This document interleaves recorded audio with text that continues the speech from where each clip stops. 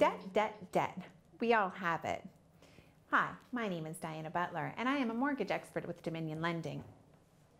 Debt is a common word in everybody's home. We all have it. Whether it be good debt or bad debt, it exists for all of us. If you hold a mortgage, you have debt. If you have a credit card, you have debt. If you have a student loan, you have debt. If you've borrowed money to invest, you have debt. But there's a critical difference between money that's borrowed to invest and all of the other examples.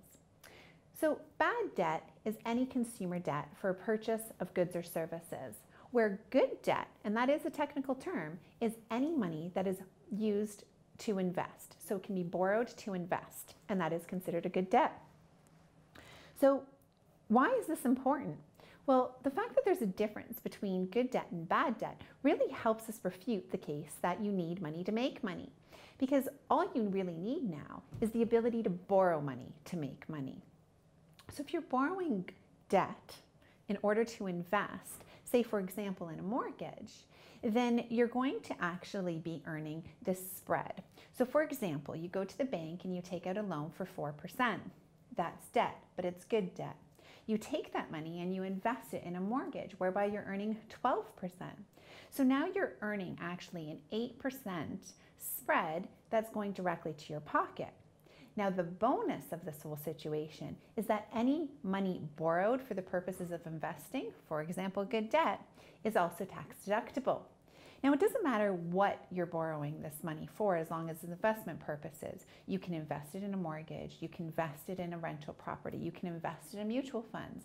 As long as it's kept separate from the bad debt, then it will all be tax deductible. And that's a very critical point because you can't take a line of credit, say $20,000 line of credit, and take $10,000 of that to invest and then rack up the other $10,000 in bad debt and write off all of the interest. The government won't allow that to happen.